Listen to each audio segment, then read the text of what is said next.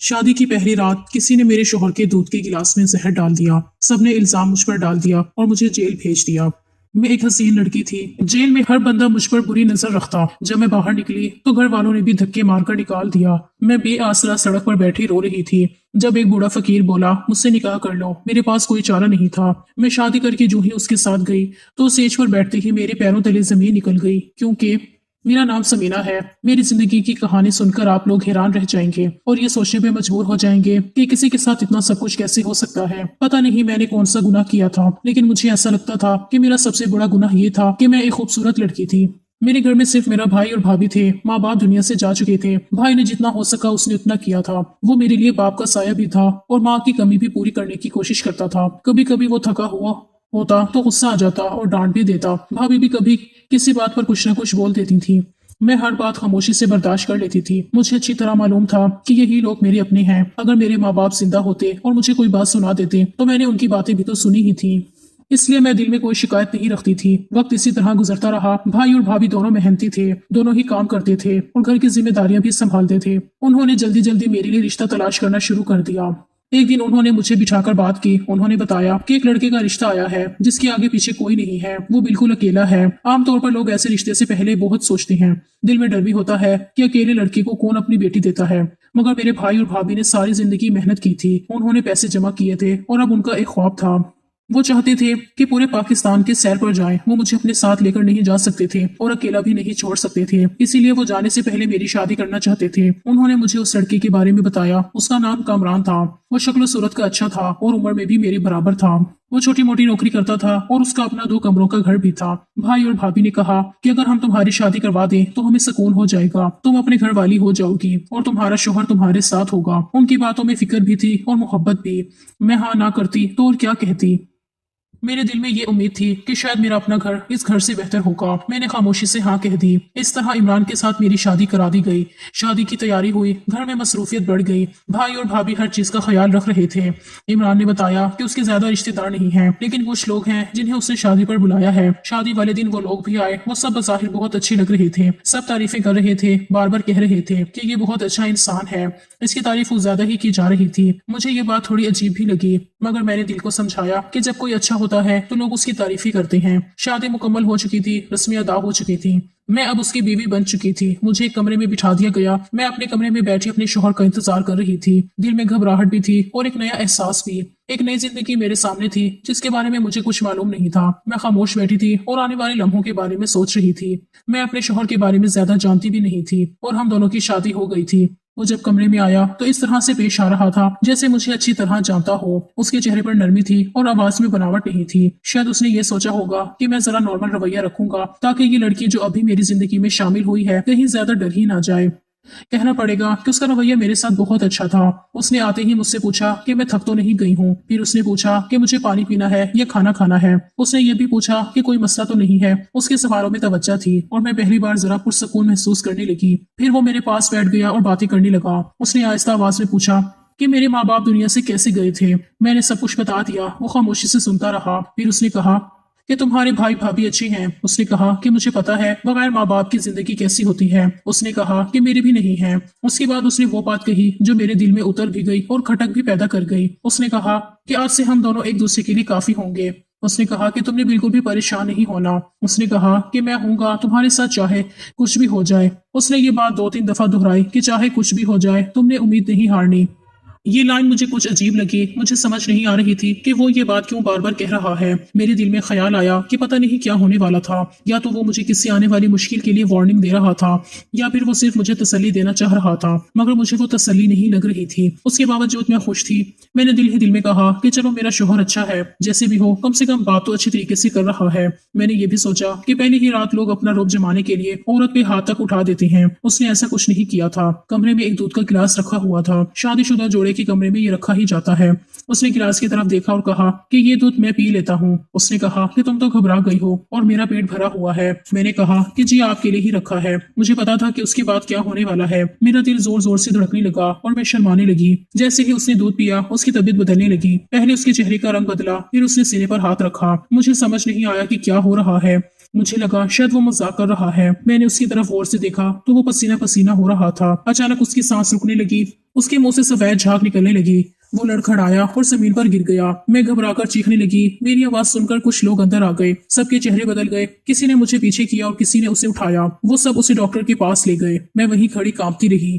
मेरा दिमाग सुन्न हो चुका था। कुछ देर बाद डॉक्टर की बात सुनाई दी। डॉक्टर ने कहा कि वो इस दुनिया से जा चुका है। ये सुनकर मेरी चीख निकल गई और मैं वहीं बेहोश हो गई। जब मुझे होश आया तो सब कुछ खत्म हो चुका था। मेरे शोहर को मिट्टी के हवाले किया जा चुका था। मैं अभी इस सदमे से निकल भी नहीं पाई थी कि पुलिस मेरे सर पे खड़ी थी। मुझे बताया गया कि मुझे अरेस्ट किया जा रहा है। कहा गया कि मैं ही उस कमरे में थी। सबका ख्याल था कि दूध में जहर मैंने मिलाया था। मेरे भाई भाभी भी मेरे सामने खड़े थे।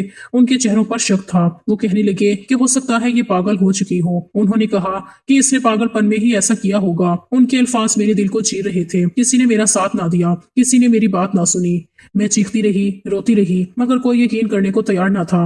आखिरकार मुझे जेल भेज दिया गया। मेरी नई जिंदगी उसे लम्हे अंधेरे में डूब गई। जाहिर है मुझे भी अपने हिस्से की कानूनी कार्रवाई करने का हक था। मुझे ये यकीन था कि मेरे भाई और भाभी मेरा साथ देंगे। मैं यही समझती रही कि वो मेरी बात सुनेंगे और मेरी मदद करेंगे, मगर उन्होंने मुझ पर से हाथ उठा लिया था। जिसका कोई मुद्दा ही नहीं होता उसको एक सरकारी वकील दे दिया जाता है। मेरे साथ भी यही हुआ। मैं अदालत में बार बार यही कह रही थी कि मैंने कुछ नहीं किया। मैं सबको बता रही थी कि मैं क्यों ऐसा करूंगी, मैं अपने शोहर के साथ ऐसा क्यों करूंगी। वो तो मेरा शोहर था। मैं उसके साथ नई जिंदगी शुरू करने जा रही थी। मेरी बातें दीवार से टकराकर वापस आ रही थी। कोई मेरी आंखों में नहीं देख रहा था। कोई मेरे लफ्जों पर यकीन नहीं कर रहा था। सरकारी वकील मेरे पास आया। उसने बड़े ठंडे अंदाज में मुझसे बात की।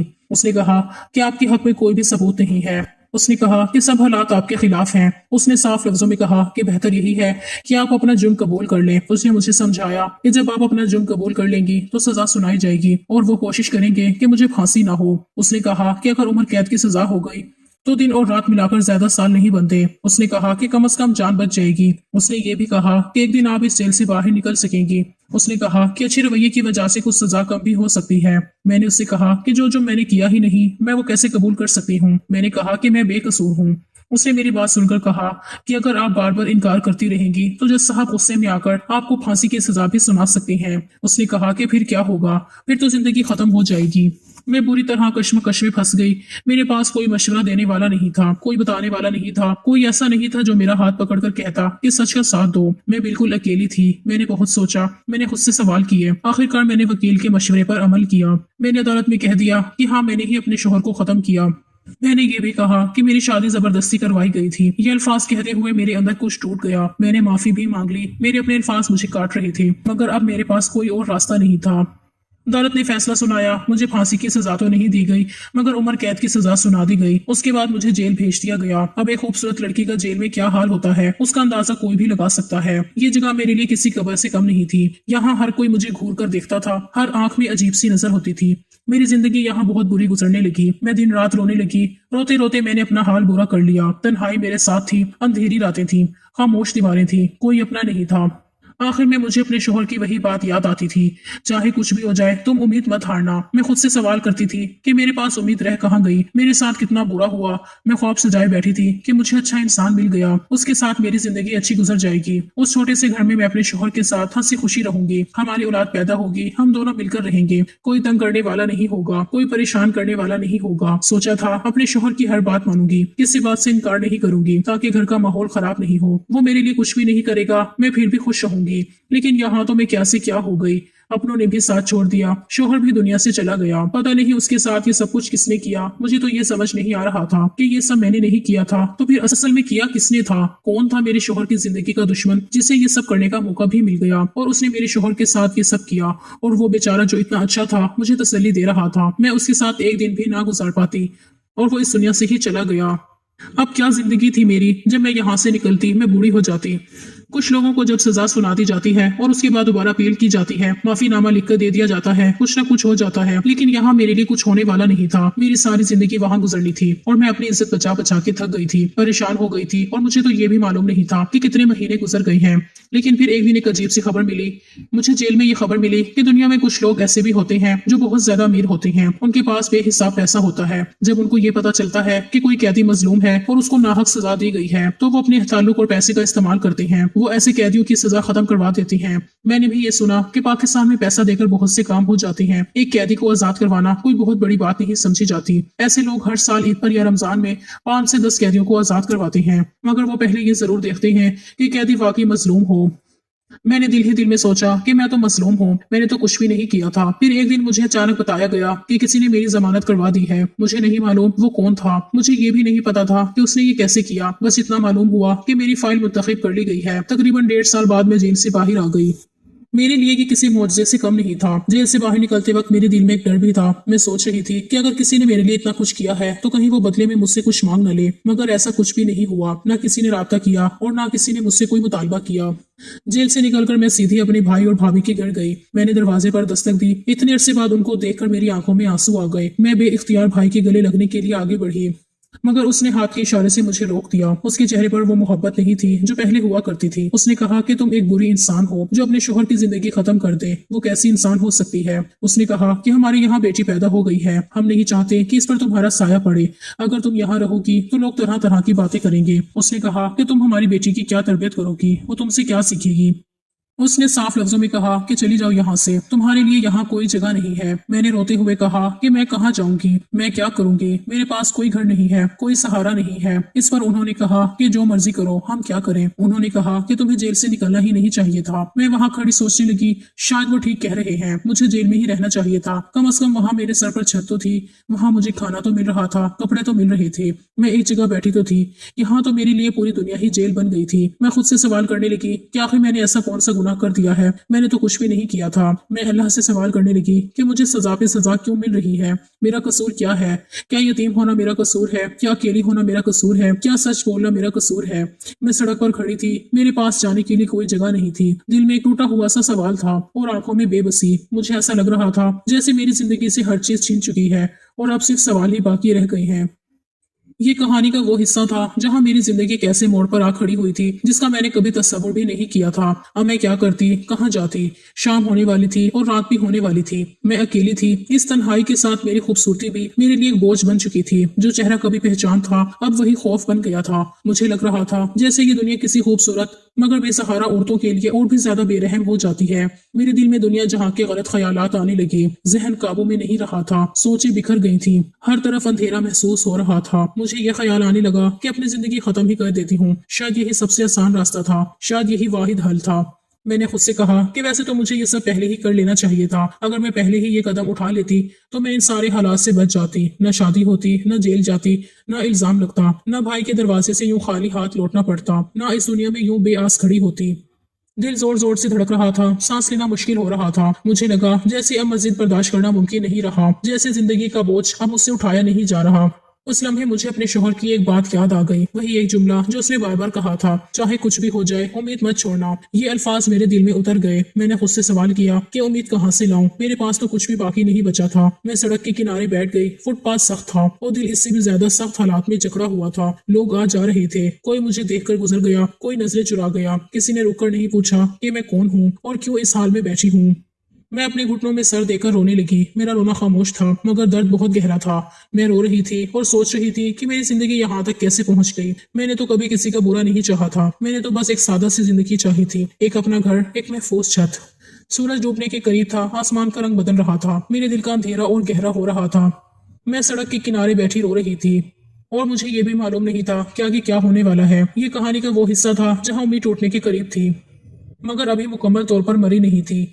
मैं वहीं बैठी थी, मेरा सर झुका हुआ था, आंसू मुसलसल बह रहे थे, दिल बिल्कुल खाली हो चुका था। इसी हालात में एक बूढ़ा फकीर मेरे पास आकर खड़ा हो गया। उसने मेरे सामने हाथ फैलाया और भीख मांगने लगा। उस लम्हे मेरे अंदर गुस्सा भर गया। मैंने तल्ख लहजे में कहा कि मैं खुद यहाँ मुसीबत में बैठी हूँ, मैं कहाँ से पैसे दूं, मेरे पास 1 रुपया भी नहीं है। वो बिल्कुल बुरा नहीं माना, वो इसी तरह बोला जैसे बूढ़े लोग बोलते हैं। उसकी आवाज में कपकपाहट थी। उसने कहा, अरे तुम नाराज क्यों होती हो? मैंने उसकी तरफ देखा, वो मुस्कुरा रहा था। उसने कहा, अच्छा मुझे बताओ कि हुआ क्या है। मैंने फौरन कहा कि मैं नहीं बता सकती। वो वहीं खड़ा रहा। उसने कहा, बता दो, मैं तो अजनबी हूँ, मैं कौन सा तुम्हें जज करूंगा। उसकी बात में अजीब सा सुकून था। मैंने कहा, तुम्हें इंग्लिश आती है? उसने कहा, हाँ लोगों से ही सीखी है। फिर उसने कहा, अच्छा बोलो ना क्या बात है। मेरे दिल का बंध टूट गया। मैंने आहिस्ता से कहा, कोई बात नहीं है, बस कोई था जो मुझे बहुत अच्छा लगा था। उसने मुझे तसल्ली दी थी। उसने कहा था कि सब कुछ ठीक हो जाएगा, उम्मीद नहीं हारना। मैंने कहा, लेकिन अब मेरे पास एक भी उम्मीद नहीं बची, शायद मुझे उसी के पास चले जाना चाहिए। ये सुनकर वो फौरन बोला। उसने कहा, नहीं नहीं, ऐसा नहीं कहते। उम्मीद क्यों नहीं? फिर उसने अचानक कहा, तुम मुझसे शादी कर लो, मेरी बीवी बन जाओ, मैं तुम्हें अपने घर में इज्जत से रखूंगा। मैं सन्नाटे में आ गई। मैंने कहा, तुम्हारे पास घर है? उसने कहा, हाँ मेरे पास घर है, खाना है। फिर उसने कहा, क्या लगता है हम मांगने वालों के पास कुछ नहीं होता? ये तो हमारा पेशा होता है। उसने मुझे गौर से देखा और कहा, मैं तुम्हें इज्जत भी दूंगा और छत भी। फिर उसने इर्द गिर्द देखा। उसने कहा, अगर तुम यहाँ बैठी रहोगी तो कुछ बुरा हो जाएगा। ये बड़ा शहर है और ये सड़क बहुत ज्यादा मसरूफ है। फिर न कहना कि मैंने नहीं बताया। मैं घबरा गई। वाकई लोग मुझे देख रहे थे। कोई रुककर देखता था, कोई सर से पांव तक नजर डालता था। मेरे दिल में खौफ भर गया। मैंने चंद लम्हे सोचा। मेरे पास कोई और रास्ता नहीं था। मैंने आहिस्ता से कहा, ठीक है, मैं तैयार हूँ। उसी वक्त उसने निकाह का इंतजाम कर दिया। निकाह हो गया। निकाह नामे पर उसका नाम मोहम्मद सलीम लिखा था। मैं बिल्कुल खामोश थी। मैंने बस खुद को हालात के हवाले कर दिया था। कुछ देर बाद मैं उसके घर में बैठी थी। घर छोटा सा था मगर साफ था। मैं हैरान हो रही थी कि एक फकीर के पास इतना घर भी हो सकता है। फिर मुझे उसकी बात याद आई। शायद वो ठीक कह रहा था। हम गरीब समझकर पैसे देते हैं और वो हमसे भी बेहतर जिंदगी गुजार रहे होते हैं। उसने मुझे पहनने के लिए अच्छे कपड़े दिए। मैंने कपड़े बदल लिए। वो मेरे सामने आकर बैठ गया। मैंने मुंह नीचे किया हुआ था। मुझे उसकी शक्ल में कोई दिलचस्पी नहीं थी। मैं बस थकी हुई थी, टूटी हुई थी। अचानक उसने मेरा घूंघट उठाया।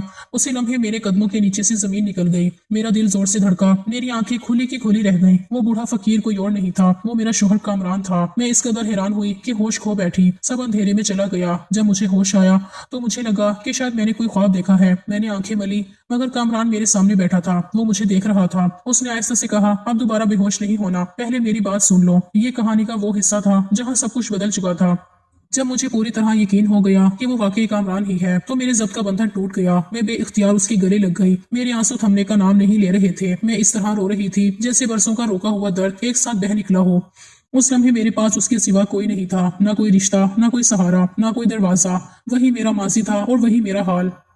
मुझे वो सब याद आने लगा जो मेरे साथ हुआ था। मेरी शादी की वो रात, वो दूध का गिलास, वो चीखें, वो इल्जाम, वो पुलिस, वो अदालत, वो जेल के दिन, वो 1.5 साल जो मैंने जिंदा रहते हुए कब्र में गुजारे थे, वो रातें जब मैं सिसक सिसक कर सो जाती थी, वो दिन जब मुझे घूरती नजरों का सामना करना पड़ता था, वो लम्हे जब मैं खुद को इंसान नहीं बल्कि किसी जुर्म की अलामत समझने लगी थी। सब कुछ एक एक करके मेरे जहन में चलने लगा। कामरान ने मुझे आहिस्ता आहिस्ता खुद से अलग किया। उसके चेहरे पर अजीब सी संजीदगी थी। उसने मुझे फिर से तसल्ली दी। उसकी आवाज में नरमी थी। उसने कहा, मुझे माफ कर दो, मैं सारी जिंदगी माफी मांगने को तैयार हूँ। उसने कहा, ये सब कुछ यूं समझो जैसे कड़वी दवाई पिलाई जाती है ताकि बाद में आराम आ जाए। उसने कहा कि हमारी जिंदगी के ये 2 मुश्किल साल हमारी सारी जिंदगी के सुकून के जामिन होंगे। मैंने उसकी तरफ देखा। मेरे जहन में सवालों का तूफान था। मैंने कांपती हुई आवाज में कहा, ये सब क्या था? ये सब क्यों था? उसने गहरी सांसें और बोलना शुरू किया। उसने कहा, मैंने हमेशा से ये सोचा था कि मैं गरीब पैदा जरूर हुआ हूँ लेकिन गरीब मरूंगा नहीं। उसने कहा, मैंने बचपन से देखा था कि पैसा इंसान को इज्जत देता है, पैसा इंसान को महफूज करता है, ऐसा इंसान को इख्तियार देता है। उसने कहा, मैंने एक ऐसा प्लान बनाया था जिसके मुताबिक अगर हम सारी जिंदगी भी पैसे खर्च करते रहें तो पैसे कभी खत्म ना हो, लेकिन उसके लिए एक शर्त थी। उसने कहा, मुझे ये साबित करना था कि मैं इस दुनिया से जा चुका हूँ। उसने कहा, मुझे एक ऐसा इंसान भी चाहिए था जो ये बात कबूल करे कि उसी ने मुझे इस दुनिया से रवाना किया है। उसने कहा, मैं किसी और पर भरोसा नहीं कर सकता था। अगर मैं किसी और बंदे को पैसे देकर ये काम करवाता तो वो कल को मुझे ब्लैकमेल जरूर करता, वो मुझे हर लम्हे डराता, वो मेरा सुकून छीन लेता। उसने कहा, इसलिए मैंने एक सीधी सादी लड़की चुनी, एक ऐसी लड़की जिसका दिल साफ था, जिसका कोई सहारा नहीं था, जिसका कोई मजबूत पुश्त नहीं था। उसने कहा, मैंने तुम्हें पहली रात ही इस ड्रामे का हिस्सा बना दिया। उसने कहा, तुमने मेरी मैयत नहीं देखी थी, तुमने मुझे मिट्टी के हवाले नहीं किया था, तुमने तो शायद मेरी कब्र भी नहीं देखी थी। उसने कहा, एक नकली कब्र बनाई गई थी, सब कुछ प्लान के मुताबिक हुआ था। उसने कहा, उसके बाद तुम्हें जेल भेजना भी जरूरी था। उसने कहा, अगर ऐसा ना होता तो वो लोग तुम तक भी पहुंच सकते थे। उसने कहा, कम अज कम जेल में तो महफूज तो थी, कोई तुम तक नहीं पहुंच सकता था। मैं खामोशी से सुनती रही। मेरा दिल कभी उस पर गुस्से से भर जाता था और कभी उसके अल्फाज में छुपी मंतक मुझे चुप करा देती थी। उसने कहा, तुमने ये भी नहीं सोचा कि तुम्हें उम्र कैद की सजा हुई थी, तो फिर अचानक तुम्हें कैसे बाहर निकाल लिया गया? उसने मेरी आंखों में देखते हुए कहा, तुम्हें बाहर निकालने वाला भी मैं ही था। उसने कहा, बस कुछ मामलात थे जिनको सीधा करने में मुझे बहुत ज्यादा वक्त लग गया। मुझे लगा था कि 2-4 महीने की बात है लेकिन 1.5 साल लग गया। उसने कहा, इसके लिए मैं तुमसे दिल से माफी मांगता हूँ। उसने कहा, फिर मैंने फकीर का हुलिया अपना लिया। मैं तुम्हारे पीछे पीछे रहा। मुझे डर था कि अगर तुम सड़क पर पड़ी हुई मुझे देख लोगी तो कहीं शोर न मचा दो। उसने कहा, और एक और बात सुन लो, मेरा नाम कामरान नहीं है। उसने कहा, मेरा असल नाम मोहम्मद सलीम है। उसने मेरे हाथ थाम लिए। उसने कहा, तुम मेरी बीवी हो, मैं तुम्हारे शोहर हूँ। उसने कहा, अब हम सारी जिंदगी एक साथ गुजारेंगे। उसने कहा, और अगर अब तुम ठीक हो तो मेरे साथ चलो। मैंने आंखें बंद कर ली, मैंने गहरी सांस ली। ये सब सुनकर उसे कबूल करना वाकई मेरे लिए बहुत मुश्किल था। मेरा जहन बार बार मासी की तरफ जा रहा था, मेरा दिल सवाल कर रहा था, मेरा वजूद थका हुआ था, मगर उसके अल्फाज में एक एतमाद था, उसके लहजे में एक यकीन था। उसने कहा था कि परेशान होने की जरूरत नहीं है। मैंने आहिस्ता से कहा, हाँ मैं ठीक हूँ। उसने मेरा हाथ पकड़ा, मुझे बाहर ले गया। उसने मुझे गाड़ी में बिठाया। वो गाड़ी बहुत शानदार थी। मैंने कभी ऐसी गाड़ी में बैठने का तस्वुर भी नहीं किया था। गाड़ी चल पड़ी, शहर पीछे रह गया। रोशनियों का शोर कम होता गया, खामोश सड़कें आने लगी। हम 2-4 घंटे सफर करते रहे। मैं खामोशी से खिड़की से बाहर देखती रही। मेरे अंदर एक अजीब सा सुकून उतरने लगा, जैसे कोई बोझ आहिस्ता आहिस्ता हल्का हो रहा हो। फिर हम एक बहुत अच्छी जगह पर पहुंचे। दूर दूर तक पहाड़ नजर आ रहे थे, हवा में ताजगी थी। सामने एक बहुत ही प्यारा सा बंगला था, सादा मगर शानदार, मजबूत मगर पुरसकून। उसने कहा, यही हमारा घर है, यही वो जगह है जहां हम सारी जिंदगी रहेंगे। मैं बंगले के अंदर दाखिल हुई। मेरा दिल जोर से धड़क रहा था। ये सब ख्वाब जैसा लग रहा था। उसने कहा, आज से तुम्हें भी अपना नाम बदलना होगा। उसने कहा, तुम्हारा नाम आसफा होगा। मैंने उसकी तरफ देखा, मैंने सर हिलाया और कहा, ठीक है। उसी लम्हे मुझे लगा जैसे मेरा पुराना नाम, मेरा पुराना दुख, मेरा पुराना जख्म सब पीछे रह गया हो, जैसे मैं वाकई एक नई जिंदगी में कदम रख चुकी हूँ। इस तरह हमारी एक नई जिंदगी शुरू हो गई थी। एक ऐसी जिंदगी जिसमें सुकून था, इज्जत थी, तहफ्फुज था और सबसे बढ़कर साथ था। वो साथ जो मैंने कभी मांगा भी नहीं था, मगर अब मेरी सबसे बड़ी ताकत बन चुका था। सलीम इतना अच्छा शोहर है, मेरा इतना ख्याल रखता है कि मैं क्या बताऊं। मुझे ऐसा लगता है कि जैसे मुझे दुनिया पे ही जन्नत मिल गई है। मेरे सवाल का जवाब मुझे अब जाकर मिल गया था। मैं बार बार खुद से पूछती रही थी कि आखिर मेरा क्या कसूर है, क्यों मेरी जिंदगी में हर मोड़ पर दुखी दुख लिखे थे, क्यों मैंने वो सब सहा जो शायद किसी एक इंसान के हिस्से में नहीं आता। मगर अब मुझे समझ आ गई थी कि मेरे साथ जो बुरा हो रहा था वो दरअसल किसी बड़े अच्छे अंजाम की अलामत था। वो अंधेरी रातें, वो जेल की सलाखें, वो तन्हाई, वो दरवाजे जो मेरे लिए बंद होते गए, वो सब एक ऐसे रास्ते की तरफ ले जा रहे थे जहाँ आखिरकार मुझे सुकून मिलना था। आज मैं पीछे मुड़कर देखती हूँ तो मुझे अपनी जिंदगी एक मुकम्मल कहानी लगती है। एक ऐसी कहानी जिसमें दुख भी थे और सब्र भी था, आजमाइश भी थी और बर्दाश्त भी।